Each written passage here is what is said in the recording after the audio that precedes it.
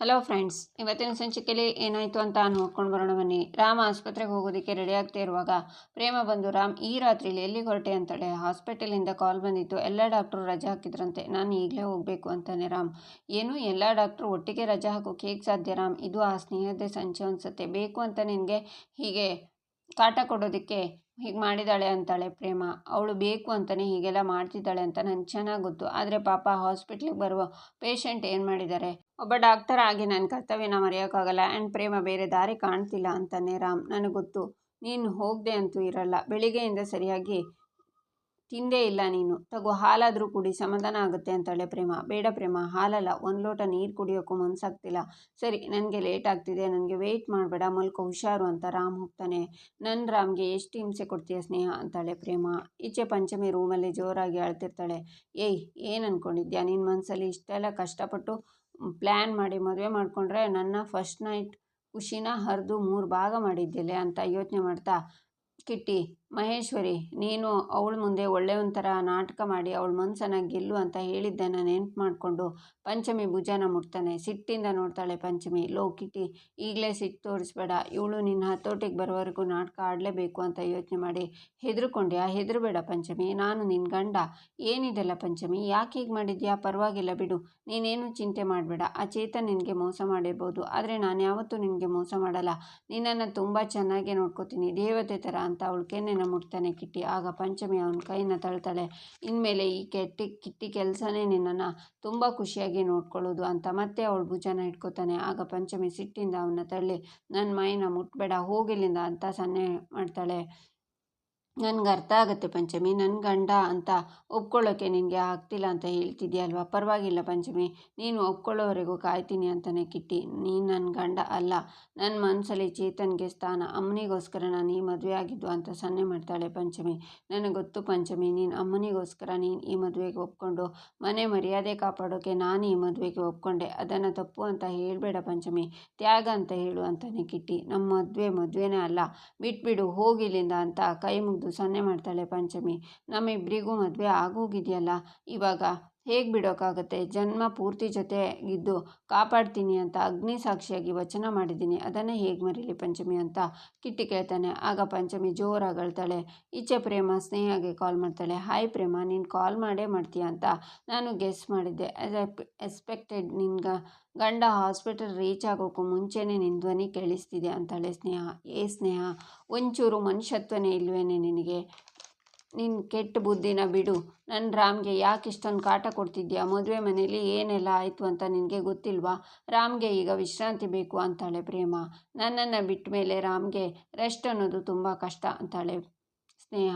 ಅಂದರೆ ಇದು ನೀನು ಬೇಕು ಅಂತಲೇ ಮಾಡಿದ್ಯಾ ಅಲ್ವಾ ಅಂತಾಳೆ ಪ್ರೇಮ. ಆಫ್ಕೋರ್ಸ್ 100% ಇದನ್ನು ಬೇಕು ಅಂತಲೇ ಮಾಡ್ತಿದ್ದೀನಿ, ಆದರೆ ಇದೆಲ್ಲ ಆಗ್ತಾ ಇರೋದಕ್ಕೆ ಕಾರಣ ನೀನು. ನಿನ್ನ ಮೊಂಡತನದಿಂದ ರಾಮ್ ಈ ಹಾಸ್ಪಿಟಲ್ನಲ್ಲಿ ಕೆಲಸಗಾರನಾಗಿ ಅಲೀತಿದ್ದಾನೆ. ಆದರೆ ನಾನು ಹೇಳ್ದಾಗ ಕೇಳಿದಿದ್ರೆ ಇಷ್ಟೊತ್ತಿಗೆ ಈ ಹಾಸ್ಪಿಟಲ್ನಲ್ಲಿ CEO ಆಗಿ ಮೆರೀತಿದ್ದ ಅಂತಾಳೆ ಸ್ನೇಹ. ದೇವ್ರು ಕಣ್ಣು ಬಿಟ್ಟಾಗ ನನ್ನ ಗಂಡ ಮೆರೀತಾನೆ, ಆಗ ನೀನು ನನ್ನ ಗಂಡನ ಕಾಲು ಕೆಳಗೆ ಇರ್ತೀಯ ಅಂತಾಳೆ ಪ್ರೇಮ. ನಿನ್ನ ಗಂಡನ ಮೇಲೆ ನಿನಗೆ ಅಷ್ಟೊಂದು ಕಾಳಜಿ ಇದ್ದರೆ ಮರ್ಯಾದೆಯಿಂದ ಮೆಡಿಕಲ್ ಸ್ಕ್ಯಾಮ್ನ ವಾಪಸ್ ಕಟ್ಟು ಅಂತಾಳೆ ಪ್ರೇಮ. ಬಡ್ಡಿ ಸಮೇತ ಕೊಡ್ತೀನಿ ಕಣೆ, ನಿನ್ನ ಮೋಸದ ಪಾಪಕ್ಕೆ ಬಡ್ಡಿ ಸಮೇತ ವಸೂಲಿ ಮಾಡಲೇಬೇಕಲ್ವಾ ಅಂತಾಳೆ ಪ್ರೇಮ. ಗುಗ್ಗು ಕಣೆ ನೀನು, ಅವನು ಯಾವ ಸ್ಕ್ಯಾಮಲ್ಲಿ ಸಿಕ್ಕಾಕೊಂಡಿದ್ದಾನೆ ಅಂತಲೇ ನಿನಗೆ ಗೊತ್ತಿಲ್ಲ. ನೋಡು, ರಾಮ್ ಜೀವನ ಹಾಳಾಗೋದ್ರಿಂದ ನೀನು ಅದನ್ನು ತಪ್ಪಿಸಬೇಕು ಅಂತಿದ್ರೆ ಮರ್ಯಾದೆಯಿಂದ ಅವನ ಜೀವನದಿಂದ ಹೊರಟೋಗು. ಅವನಿಗೆ ಡಿವೋರ್ಸ್ ಕೊಟ್ಟು ಅವನ ಲೈಫಿಂದ ತೊಲಗು, ಆಗ ಮಾತ್ರ ಅವನ ಲೈಫಲ್ಲಿ ನೆಮ್ಮದಿಯಾಗಿರೋಕ್ಕೆ ಸಾಧ್ಯ ಅಂತಾಳೆ ಸ್ನೇಹ. ಸ್ನೇಹ, ನೀನು ಯಾರನ್ನು ಎದುರು ಹಾಕ್ಕೊಂಡಿದ್ಯಾ ಅನ್ನೋ ಕಲ್ಪನೆ ನಿನಗಿಲ್ಲ. ನಿನ್ನ ಆಸೆ ಕನಸುಗಳು ಯಾವುದೂ ಈಡೇರೋದಿಲ್ಲ ಅಂತಾಳೆ ಪ್ರೇಮ. ನನ್ನ ಉಸಿರಿರೋವರೆಗೂ ಯಾವತ್ತೂ ನನ್ನ ರಾಮ್ನ ನಿನಗೆ ಬಿಟ್ಕೊಡಲ್ಲ, ನಿನ್ನ ಮುಂದೆ ಸೋಲೋದು ಇಲ್ಲ. ಈಗೇನು ಹೊಡೆದಿಯಲ್ಲ, ಅದೇ ತರಹ ನಿನ್ನ ಜೀವನನೂ ಹೊಡೆದಾಕೋತೀಯ. ಮರ್ಯಾದೆಯಿಂದ ಹೇಳ್ತಿದ್ದೀನಿ, ಇಲ್ಲ ಅಂದರೆ ನೀನು ಕಳೆದು ಹೋಗ್ತೀಯ ಅಂತಾಳೆ ಪ್ರೇಮ. ಹೌದಾ? ರಾಮ್ ಗತಿ ಏನಾಗುತ್ತೆ ಅಂತ ನೋಡ್ತಾ ಇರು. 24 hours ಅವನು ಹಾಸ್ಪಿಟಲ್ನಲ್ಲೇ ಕೆಲಸ ಮಾಡಬೇಕು. ಮನೆಗೆ ಬರೋದಕ್ಕೆ ಅವನ ಬಟ್ಟೆ ಬಿಟ್ಟರೆ ತಾನೇ. ಗೇಮ್ ಸ್ಟಾರ್ಟ್ಸ್ ನೌ ಅಂತ ಸ್ನೇಹ ಕಾಲ್ ಕಟ್ ಮಾಡ್ತಾಳೆ. ಈಚೆ ಕಿಟ್ಟಿ, ನಿನ್ನನ್ನು ಬಿಡೋದಕ್ಕಾಗಲ್ಲ ಕಣೆ, ಕಟ್ಕೊಂಡಿರೋದು ಕಾಮನ್ ಮ್ಯಾನ್ ಆಗಿರೋ ನಾನು ಕಿಂಗ್ ಆಗಿ ಮೆರಿಬೇಕು ಅಂತ ಕಟ್ಕೊಂಡಿದ್ದೀನಿ ಅಂತ ಅವಳು ಕೆಳಗೆ ಕೂತ್ಕೊಂಡು, ಪಂಚಮಿ, ನನ್ನನ್ನು ನೋಡಿ ಯಾಕಷ್ಟು ಹೆದರ್ಕೋತಿದ್ಯಾ? ಅಷ್ಟೊಂದು ಕೆಟ್ಟವನ ನಾನು? ನಿನ್ನ ಚಿಕ್ಕ ವಯಸ್ಸಿಂದನೂ ನೋಡ್ಕೊಂಡು ಬಂದಿದ್ದೀನಿ. ಯಾವತ್ತಾದರೂ ನಾನು ನಿನಗೆ ತೊಂದರೆ ಕೊಟ್ಟಿದ್ದೀನ? ನೀನು ಯಾವತ್ತಿದ್ರೂ ನನ್ನ ಪಾಲಿಗೆ ದೇವತೆ ಥರ ಪಂಚಮಿ. ನೋಡು ಪಂಚಮಿ, ಮಂಟಪದಲ್ಲಿ ಚೇತನ್ ಬರದೇ ಇದ್ದಾಗ ನಮ್ಮ ಕುಟುಂಬದ ಮರ್ಯಾದೆ ಮಣ್ಪಾಲಾಗ್ತಿತ್ತು. ಅಕ್ಕನ ಮತ್ತು ಮಹಾದೇವನ ಮರ್ಯಾದೆ ಉಳಿಸೋದಕ್ಕೋಸ್ಕರ ನಾನು ನಿನ್ನ ಕೊರಳಿಗೆ ತಾಳಿ ಕಟ್ಟಬೇಕಾಯ್ತು ಅಷ್ಟೇ. ನೀನು ಸಮಾಧಾನ ಮಾಡ್ಕೊ ಪಂಚಮಿ. ನೀನು ಒಪ್ಕೊಳ್ಳೋವರೆಗೂ ನೀನು ಮುಟ್ಟೋದಿರಲಿ, ನಿನ್ನ ನೆರಳು ಕೂಡ ದಾಟಲ್ಲ ಪಂಚಮಿ. ಸರಿ, ನೀನಿನ್ನು ಮಲ್ಕೋ, ನಾನಿಲ್ಲಿ ಕೆಳಗಡೆ ಮಲಗ್ತೀನಿ. ನಿನಗೆ ಯಾವ ಭಯನೂ ಬೇಡ ಅಂತಾನೆ ಕಿಟ್ಟಿ. ಈಚೆ ರಾಮ್ ಹಾಸ್ಪಿಟಲ್ನಲ್ಲಿರುವಾಗ ಪ್ರೇಮ ರಾಮ್ಗೆ ಕಾಲ್ ಮಾಡ್ತಾಳೆ. ಹೇಳು ಪ್ರೇಮ ಅಂತಾನೆ ರಾಮ್. ನಾನು ಈಗಷ್ಟೇ ಸ್ನೇಹಂಗೆ ಫೋನ್ ಮಾಡಿದ್ದೆ ಅಂತಾಳೆ ಪ್ರೇಮ. ಅವಳಿಗೆ ಯಾಕೆ ಫೋನ್ ಮಾಡಿದೆ ಅಂತಾನೆ ರಾಮ್. ನಾವು ಅಂದ್ಕೊಂಡಿರೋದೇ ನಿಜ. ನಿನಗೆ ಕಾಟ ಕೊಡಬೇಕು ಅಂತಾನೆ ಅವಳು ಹೀಗೆಲ್ಲ ಮಾಡಿದಾಳೆ ಅಂತಾಳೆ ಪ್ರೇಮ. ಅದು ನನಗೂ ಗೊತ್ತಿದೆ ಅಲ್ವಾ. ಈಗ ಅವಳಿಗೆ ಕಾಲ್ ಮಾಡೋ ಅವಶ್ಯಕತೆ ಇತ್ತಾ ಅಂತಾನೆ ರಾಮ್. ಅವಳ ಉದ್ದೇಶ ತುಂಬ ಕೆಟ್ಟದಾಗಿದೆ ರಾಮ್ ಅಂತಾಳೆ ಪ್ರೇಮ.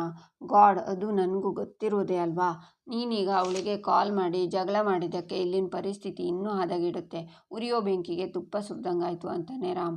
ಅವಳು ನಿನಗೆ ಹಿಂಸೆ ಮಾಡ್ತಿದ್ರೆ ನಾನು ಹೇಗೂ ಸುಮ್ಮನೆ ಇರಲಿ ಅಂತಾಳೆ ಪ್ರೇಮ, ಈಗ ಪರಿಸ್ಥಿತಿ ನಮ್ಮ ಕೈನಲ್ಲಿಲ್ಲ. ಅವಳು ಹೇಳಿದಾಗ ಕೇಳೋದು ಬಿಟ್ಟು ಬೇರೆ ದಾರಿ ನಮ್ಮ ಹತ್ರ ಇಲ್ಲ. ಗಲಾಟೆ ಮಾಡಬೇಡ, ಮೊದಲೇ ಅವಳು ಏನು ಮಾಡೋಕ್ಕೂ ಹೇಸೋದಿಲ್ಲ ಅಂತಾನೆ ರಾಮ್. ಆಗ ಸ್ನೇಹ ರಾಮ್ ಹತ್ರ ಬಂದು ಜೋರಾಗಿ ನಗ್ತಾ, ಡಾಕ್ಟರ್ ರಾಮ್, ಹಾಸ್ಪಿಟಲ್ನಲ್ಲಿ ಫೋನ್ ಯೂಸ್ ಮಾಡಬಾರ್ದು ಅನ್ನೋ ಸ್ವಲ್ಪ ಕಾಮನ್ ಸೆನ್ಸ್ ಕೂಡ ನಿನಗಿಲ್ವಾ? ಪೇಷಂಟ್ಸ್ ಆಯ್ತಿದ್ರೆ ನೀನಿಲ್ಲಿ ಫೋನಲ್ಲಿ ಹರಟೆ ಹೊಡಿತಾ ಕೂತಿದ್ಯಾ ಅಂತಾಳೆ ಸ್ನೇಹ, ಮನೆಯಿಂದ ಫೋನ್ ಬಂದಿದೆ ಅಂತಾನೆ ರಾಮ್. ಇಲ್ಲದೇ ಇರೋ ಕಾರಣನ ಕೊಡಬೇಡ. ಪೇಷಂಟ್ಸ್ ಫೈಲ್ ತಗೊಂಡು ನನ್ನ ಕ್ಯಾಬಿನ್ಗೆ ಬಾ. ನಿನಗೆ ಅಲ್ಲಿ ಮಾಡೋಕ್ಕೆ ತುಂಬ ಕೆಲಸ ಇದೆ. Right no. And one more thing, ಫೋನ್ನ ಸ್ವಿಚ್ ಆಫ್ ಮಾಡಿ ಅಲ್ಲೇ ಇಟ್ಟು ಬಾ, ಓಕೆ ಅಂತ ಸ್ನೇಹ ಹೋಗ್ತಾಳೆ. ಪ್ರೇಮ ಅದನ್ನೆಲ್ಲ ಕೇಳಿಸ್ಕೊಂಡು ಛೇ ಅಂತ, ಸ್ನೇಹ, ಆರೋ ದೀಪ ಜೋರಾಗಿ ಉರಿಯುತ್ತಂತೆ ಕಣೆ. ನನ್ನ ಗಂಡನಿಗೆ ತೊಂದರೆ ಕೊಡೋ ಕೆಲಸ ನೀನು ಮಾಡು. ಆ ಕಫಿ ಮುಷ್ಟಿಯಿಂದ ನನ್ನ ಗಂಡನ ಕಾಯೋ ಕೆಲಸ ನಾನು ಮಾಡ್ತೀನಿ. ನೋಡೋಣ ನಾನು ಗೆಲ್ತೀನೋ ನೀನು ಗೆಲ್ತೀನೋ ಅಂತ. ನಿನಗೆ ಸರಿಯಾದ ಪಾಠ ಕಲಿಸ್ಲಿಲ್ಲ ಅಂದರೆ ನಾನು ಪ್ರೇಮನೇ ಅಲ್ಲ ಕಣೆ ಅಂತಾಳೆ ಸ್ನೇಹ. ಈಚೆ ಮಹಾದೇವ ಬಾಲ್ಕನಿಯಲ್ಲಿ ಹೊರಗಡೆ ನೋಡ್ತಾ ನಿಂತಿರ್ತಾನೆ. ಆಗ ಕಾವ್ಯ ಹೋಗಿ, ಮಹಾದೇವ, ನೀನಿನ್ನು ಮಲಗಿಲ್ವಾ ಅಂತಾಳೆ. ನಿದ್ದೆ ಎಲ್ಲಿ ಬರ್ತೈತೆ ಕಾವ್ಯ, ಕಣ್ಣು ಮುಚ್ಚಿದ್ರೆ ಸಾಕು. ಚಪ್ಪರದಾಗ ಆಗಿದ್ದ ಜಗಳ, ರಂಪಾಟ, ಪಂಚಮಿ ಹತ್ತಿದ್ದು, ಚೇತನ್ ಬೇಡ್ಕೊಂಡಿದ್ದು, ಆ ಗರುಡ ಮಲ್ಲಿ ಗಲಾಟೆ ಇದೇ ಕಣ್ಣು ಮುಂದೆ ಕುಣಿತವೆ. ಇದನ್ನೆಲ್ಲ ನೆನೆಸ್ಕೊಂಡು ಎದೆಯೊಳಗೆ ಚೇಲ್ ಕುಟ್ಟದಂಗಾಯ್ತದೆ ಕಾವ್ಯ ಅಂತಾನೆ ಮಹಾದೇವ.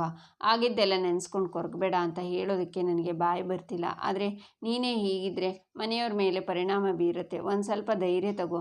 ಆಗಿರೋದನ್ನು ಸ್ವಲ್ಪನಾದರೂ ಮರೆಯೋಕ್ಕೆ ಪ್ರಯತ್ನ ಪಡ್ತಾರೆ. ನೋಡು, ಹೀಗೆ ಕಣ್ಣೀರು ಹಾಕ್ಕೊಂಡು ಕೂರೋದ್ರ ಬದಲು ಪಂಚಮಿ ಜೀವನನ ಹೇಗೆ ಸರಿ ಮಾಡೋದು ಅಂತ ನೋಡೋಣ. ನಾನು ನಿನ್ನ ಜೊತೆ ಇರ್ತೀನಿ. ಇಬ್ಬರೂ ಸೇರಿ ಪಂಚಮಿ ಜೀವನನ ಸರಿ ಮಾಡೋಣ ಅಂತಾಳೆ ಕಾವ್ಯ. ಏನು ಸರಿ ಮಾಡಿಯಾ ಕಾವ್ಯ?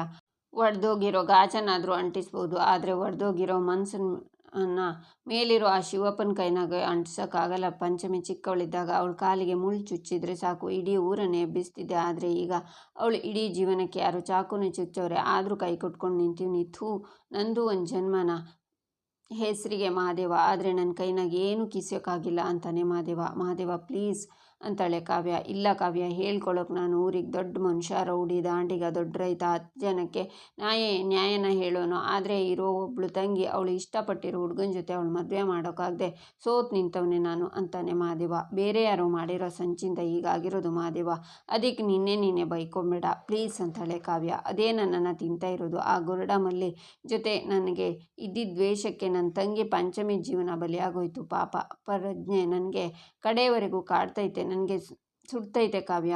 ಆ ಕಿಟ್ಟಿ ನಮ್ಮ ಪಂಚಮಿ ಕುತ್ತಿಗೆಗೆ ತಾಳಿ ಕಟ್ಟೋದನ್ನು ನೆನೆಸ್ಕೊಂಡ್ರೆ ನನ್ನ ರಕ್ತ ಕುದಿತೈತೆ. ನನಗೆ ಇದನ್ನು ಅರಗಿಸಿಕೊಳ್ಳೋಕೆ ಆಯ್ತಿಲ್ಲ ಅಂತಾನೆ ಮಹಾದೇವ. ಸಮಾಧಾನ ಮಾಡ್ಕೊ ಮಹಾದೇವ, ಮಲ್ಲಿ ಗರುಡ ಈ ಕೆಲಸ ಮಾಡಿದ್ದಾರೆ ಅಂತ ನನಗನ್ನಿಸ್ತಿಲ್ಲ. ಇದರಿಂದ ಬೇರೆ ಯಾರದ್ದು ಕೈವಾಡ ಇದೆ. ನೀನು ಹೀಗೆ ಅಸಹಾಯಕನಾಗಿದ್ದರೆ ಆ ಶತ್ರು ಗೆದ್ದು ಬಿಡ್ತಾನೆ ಮಹಾದೇವ. ಈ ಸಂಚಿನಿಂದ ಇರೋ ಜನರನ್ನು ಹೊರಗಡೆ ಎಳಿಬೇಕು ಮಹಾದೇವ ಅಂತಾಳೆ ಕಾವ್ಯ. ನನಗೆ ಅವರಿಬ್ಬರನ್ನ ಬಿಟ್ಟರೆ ಯಾವ ಶತ್ರುಗಳವೆ ಅಂತಾನೆ ಮಹಾದೇವ. ಈಗ ನೀನು ಕೋಪ ಮಾಡ್ಕೋಬೇಡ. ಸಮಯ ಸಂದರ್ಭ ಬಂದಾಗ ಎಲ್ಲ ಸತ್ಯನೂ ಆಚೆ ಬರುತ್ತೆ. ಹೋಗು, ಈಗ ಹೋಗಿ ಮಲ್ಕೋ ಅಂತಾಳೆ ಕಾವ್ಯ. ಮಹಾದೇವ ಹೋಗ್ತಾನೆ. ಮಹಾದೇವ, ನಿನ್ನನ್ನು ಹೀಗೆ ಕಂಗ್ಲಾಗಿ ಆಗೋ ಹಾಗೆ ಮಾಡಿರೋರನ್ನು ನಾನು ಸುಮ್ಮನೆ ಬಿಡೋದಿಲ್ಲ. ಪಂಚಮಿ ಜೀವನಕ್ಕೆ ಬೆಂಕಿ ಇಟ್ಟೋರು ಯಾರೇ ಆಗಿರಲಿ, ಅವರನ್ನು ನಿನ್ನ ಕಣ್ಣು ಮುಂದೆ ತಂದು ನಿಲ್ಲಿಸ್ತೀನಿ ಅಂತಾಳೆ ಕಾವ್ಯ. ಈಚೆ ಪಂಚಮಿ ಮೇಲ್ಗಡೆ ಮಂಚದ ಮೇಲೆ ಮಲಗಿರ್ತಾಳೆ. ಬೆಳಿಗ್ಗೆ ಆಗುತ್ತೆ. ಕಿಟ್ಟಿ ಎದ್ದು ಕೂತ್ಕೊಂಡು ಪಂಚಮಿನೇ ನೋಡ್ತಾ ಅವಳ ಹತ್ರ ಬಂದು ಅವಳ ಮುಖದ ಹತ್ರ ಬಂದು ಇನ್ನೊಂದು ಸ್ವಲ್ಪ ದಿನ ಅಷ್ಟೇ ಪಂಚಮಿ, ನೀನು ಸಂಪೂರ್ಣವಾಗಿ ನನ್ನವಳಾಗ್ತೀಯ. ಆಮೇಲೆ 3 ಹೊತ್ತು ನನ್ನ ಮಾತು ಕೇಳಿಕೊಂಡು ನನ್ನ ಜೊತೆಗಿರಬೇಕು ನೀನು ಅಂತ ಅವಳ ಕೈನ ಸವರ್ತಾನೆ. ಕೆನ್ನೆನ ಮುಟ್ಟುವಾಗ ಪಂಚಮಿಗೆ ಎಚ್ಚರ ಆಗತ್ತೆ. ಆಗ ಅವನ್ನ ತಳ್ತಾಳೆ. ಹೆದರಬೇಡ ಪಂಚಮಿ, ನಾನು ನಿನ್ನ ಗಂಡ. ಬೆಳಗಾಯ್ತಲ್ಲ, ಮನೆಯವರು ನಿನ್ನ ದಾರಿ ಕಾಯ್ತಾ ಇರ್ಬೋದು, ಅದಕ್ಕೆ ಎಬ್ಬಿಸೋಣ ಅಂತ ಬಂದೆ. ನೀನೆದ್ದು ಫ್ರೆಶ್ ಅಪ್ ಆಗು, ನಾನು ಕಾಫಿ ತರ್ತೀನಿ ಅಂತಾನೆ ಕಿಟ್ಟಿ. ಆಗ ಪಂಚಮಿ ಅಲ್ಲಿಂದ ಎದ್ದು ಹೋಗ್ತಾಳೆ. ಏಯ್, ನಾನು ಮುಟ್ಟಿದ್ರೆ ನಿನಗೆ ಅಸಹ್ಯ ಆಗುತ್ತಾ? ಒಳ್ಳೆ ಹಾವಿನ ಥರ ಸಿಡಿಮಿಡಿ ಅಂತೀಯಲ್ಲೇ. ಆ ಚೇತನ್ ಮುಟ್ಟಿದ್ರೆ ನಿನಗೆ ಖುಷಿ ಆಗುತ್ತಲ್ವಾ? ಚೇತನ್ ಅಂದರೆ ಪ್ರೀತಿ, ನಾನಂದರೆ ವಾಕರಿಕೆ. ಲೇ ಪಂಚಮಿ, ನನ್ನ ಒಳಗೆ ದ್ವೇಷ ಹೆಚ್ಚು ಆಗಿ ಮಾಡ್ತಿದ್ಯಲೇ. ಇವತ್ತು ನನ್ನನ್ನೇ ಧುಮುಕಿ ಓಡಿ ಹೋಗ್ತಿದ್ಯಲ್ಲ, ಇದನ್ನೇ ನೆನ್ಪಿಟ್ಕೊಂಡಿರ್ತೀನಿ. ಒಂದಿನ ಇದಕ್ಕೆ ಸರಿಯಾಗಿ ಸೇರಿ ತೀರಿಸ್ಕೊಂಡಿಲ್ಲ ಅಂದರೆ ನನ್ನ ಹೆಸರು ಕಿಟ್ಟಿನೇ ಅಲ್ಲ ಅಂತಾನೆ ಕಿಟ್ಟಿ. ಈಚೆ ಆಸ್ಪತ್ರೆಗೆ ಆಟೋದಲ್ಲಿ ಅಜ್ಜಿ ವೇಷದಲ್ಲಿ ಪ್ರೇಮ ಬಂದು ಇಳಿತಾಳೆ. ಆಸ್ಪತ್ರೆನೇ ನೋಡ್ತಾಳೆ. ಅಜ್ಜಿ ನಿಧಾನ, ಜೊತೆಲಿ ಯಾರನ್ನಾದರೂ ಕರ್ಕೊಂಡು ಬರ್ಬೋದಲ್ವಾ ಅಂತಾನೆ ಆಟೋ ಡ್ರೈವರ್. ಮಗ, ವಯಸ್ಸಾದ ಮೇಲೆ ನಮಗೆ ನಾವೇ ಅಲ್ಲ, ಈ ಕಾಲ್ಗಳು ಮೋಸ ಮಾಡಿಬಿಡ್ತವೆ. ಅದಿರಲಿ, ಎಷ್ಟಾಯಿತು ಕಾಸು ಅಂತಾಳೆ ಪ್ರೇಮ. ಅಜ್ಜಿ, ಅದೆಲ್ಲ ಬೇಡ. ನಿಮ್ಮನ್ನು ನೋಡಿದರೆ ನನ್ನ ತಾಯಿ ಆಗಿದ್ದೀರಾ. ನಾನು ವಯಸ್ಸಾದವ್ರ ಹತ್ರ ದುಡ್ಡು ತಗೊಳ್ಳಲ್ಲ ಅಂತಾನೆ ಡ್ರೈವರ್. ಹಾಗೆಲ್ಲ ಹೇಳ್ಬಾರ್ದು ಕಣಪ್ಪ, ನಿಂದು ಸಂಸಾರ ಎಲ್ಲ ಮಾಡೋದಿರುತ್ತೆ ಅಲ್ವಾ ಅಂತಾಳೆ ಪ್ರೇಮ. ಪರವಾಗಿಲ್ಲ ಅಜ್ಜಿ, ನಿಮ್ಮ ಒಳ್ಳೆ ಮಾತು ಆಶೀರ್ವಾದ ನನ್ನ ಮೇಲಿದ್ರೆ ಸಾಕು. ಹುಷಾರಾಗಿ ಬನ್ನಿ ಅಂತಾನೆ ಡ್ರೈವರ್. ಮಕ್ಕಳಾಗದಾ? ನಿನಗಾದರೂ ಆ ಪುಣ್ಯ ಅದಲ್ಲ ಬಿಡು. ಆ ದೇವರು ನಿನಗೂ ನಿನ್ನ ಕುಟುಂಬದವರಿಗೂ ಚೆನ್ನಾಗಿರಲಿ.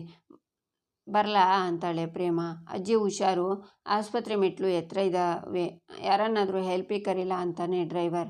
ಬೇಡ ಕಣಪ್ಪ, ವಯಸ್ಸಾದವರಿಗೆ ಈ ಕೋಲೆ ಆಸರೆ, ಬರ್ತೀನಿ ಅಂತ ಪ್ರೇಮ ಆಸ್ಪತ್ರೆ ಒಳಗೆ ಎಂಟ್ರಿ ಕೊಡ್ತಾಳೆ. ಇಲ್ಲಿಗೆ ಈ ಸಂಚಿಕೆ ಮುಕ್ತಾಯವಾಗುತ್ತೆ. ಮುಂದಿನ ಸಂಚಿಕೆಗಾಗಿ ನಮ್ಮ ಚಾನಲನ್ನು ನೋಡಿ, ಸಬ್ಸ್ಕ್ರೈಬ್ ಮಾಡಿ, ಲೈಕ್ ಮಾಡಿ, ಸಪೋರ್ಟ್ ಮಾಡೋದನ್ನು ಮರಿಬೇಡಿ.